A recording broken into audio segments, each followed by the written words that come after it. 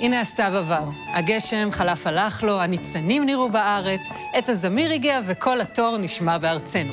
אביב, הזמן לפתוח חלון ולקחת נשימה עמוקה. הטבע מתעורר, האור חוזר לעולם, משהו חדש מתחיל. קצת כמו להתאהב מחדש, לא?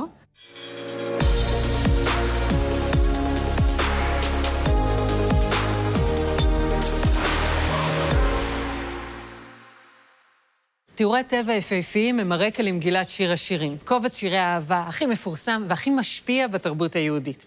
המסורת נוהגת לפרש את המגילה כמשל ליחסי ישראל ואלוהים, ואת כתיבת המגילה ייחסו לשלמה המלך. אז איך אפשר לתת ביטוי ליופיו של הטבע באומנות?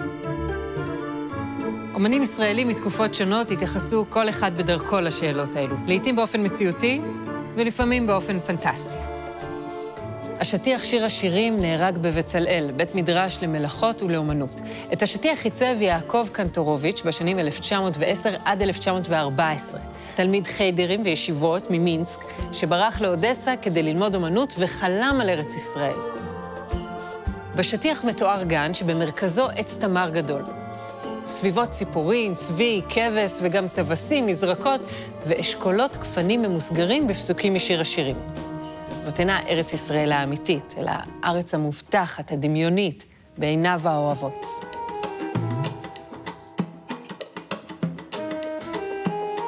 האהבה יכולה לנטוע בנו תקווה ואופטימיות גם בתקופות הקשות ביותר. תקופת מלחמת העולם הראשונה הייתה אכזרית ומתישה בעולם וגם בארץ.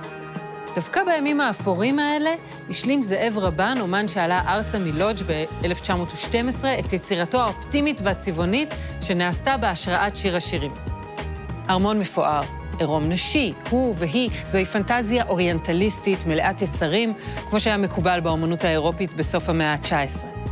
הדמויות המאוירות עוטות לבוש מזרחי והמבנים מאותרים בקשתות. זהו נווה מדבר חושני, שאריות משוטטים בו בחופשיות בין בני האדם. רבן הוקסה מהמזרח, אבל הושפע מעוד הרבה סגנונות. אפשר למצוא ביצירתו סמלים יהודיים, מגן דוד וסריגי גפן ורימון, צמחי ארץ ישראל שעשויים בקווים מפותלים בסגנון האר נובו האירופי. זרם אומנותי המתבסס על פרטים מן הטבע והופך אותם לצורות דקורטיביות.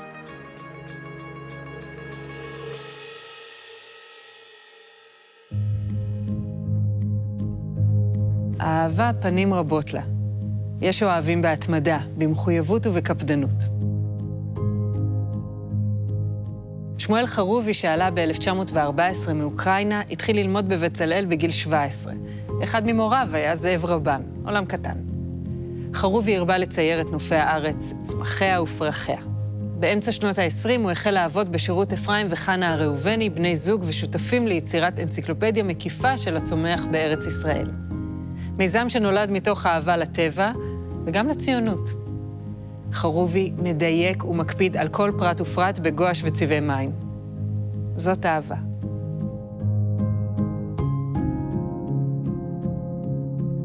"60 שנה מאוחר יותר, באמצע שנות ה-70, דור חדש של אומנים קורא לשוב פנימה, אל האישי והפרטי, ומשם להצביע על הכלל.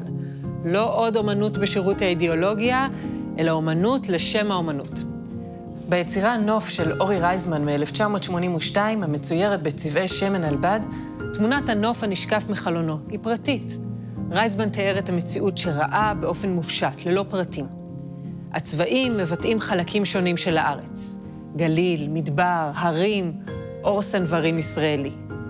נוף ריק מצמחייה, אבל מלא ברוח וברגש.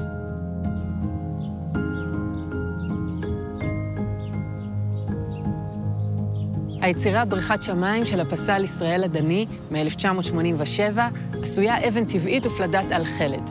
בריכת המתכת משתקפת פיסת שמיים, וסביבה נוף מעשה אדם של גן האומנות במוזיאון. זו דרך פואטית לחבר שמיים וארץ, עליונים ותחתונים, רוח וחומר. אני משתקפת ביצירה והופכת לחלק ממנה. כמו לחזור אל הטבע המשתנה כל העת, החולף כל הזמן.